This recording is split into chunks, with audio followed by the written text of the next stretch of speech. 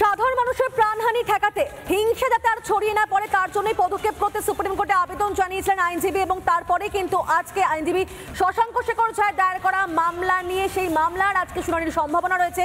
সবচেয়ে বড় কথা, রাজ্য পুলিশ এখানে পুরোপুরি ব্যর্থ হয়েছিল, মানুষ আস্থা রাখতে পারছিলেন না পুলিশ আধিকারিকদের ওপর। অথচ পুলিশ কি বলছিলেন যে পরিস্থিতি নাকি একেবারে আয়ত্তে রয়েছে, নিয়ন্ত্রণে রয়েছে। ঠিক সেই জায়গায় তখনই সুপ্রিম কোর্টে মুর্শিদাবাদে হিংসা নিয়ে তদন্তের আবেদন জানিয়ে মামলা দায়ের করা হয়। আর এই নিয়ে স্বপন দাশগুপ্ত কি জানিয়েছেন শোনাবো। সত্যি অনেক জায়গায় এখন হয়ে গেছে যে এত ইনসিকিউরিটি, তারা এত আতঙ্কে আছে যে কবে কি হবে। যেখানে হয়েছে সে তো বোঝাই যাচ্ছে কি হয়েছে, কিন্তু অনেক জায়গায় তাদের আশঙ্কা হচ্ছে যে পরের বার আবার কোনো শুক্রবারে একটা কোনো কল দেবে, একটা বড় আন্দোলনে নামবে, তখন আবার এইটা আমাদের এলাকায় হবে। তো এখন যদি পশ্চিমবঙ্গের একাংশ কোনো বর্ডার ডিস্ট্রিক্টে একাংশ মানুষ, একটা সম্প্রদায়ের লোক, তারা মনে করে যে আমরা সুরক্ষিত নয়, এটা খুব চিন্তার বিষয়। এটা আমার মনে হয় কেন্দ্রীয় সরকারের দেখা উচিত। শুধু কেন্দ্রীয় সরকার না, অনেক ক্ষেত্রে আমরা দেখছি যে সুপ্রিম কোর্টও বা কোর্টও তারা মানে অনেক কিছু রায় দেয়, তাদেরও দেখা উচিত।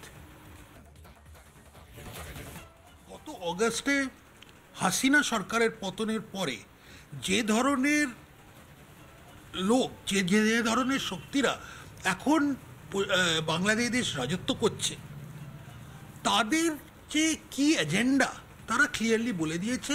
অনেকেই তাদের মধ্যে বলে দিয়েছে যে চিকেন স্নেকটা আমরা ভাঙতে হবে, ওটা দখল করতে হবে, তাতে ভারতবর্ষের নর্থ ইস্টের সঙ্গে যে ল্যান্ড রুটটা সেটা বন্ধ হয়ে যেতে পারে।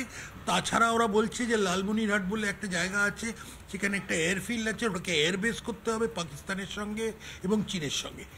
এই ধরনের কথা যখন হচ্ছে, তারপরে যখন এই চিকেন স্নেকে যা গণ্ডগোলটা হলো, অন্য জায়গায় একটা দুটো প্রদর্শন হয়েছিল, কিন্তু বড় মিছিল না হয়ে রায়াট যেটা হয়ে গেল এবং হিন্দুদের তাড়ানোর যে পরিকল্পনাটা হলো, এটা চিকেন স্নেকের দিকে হলো, মুর্শিদাবাদের শামশেরগঞ্জের দিকে।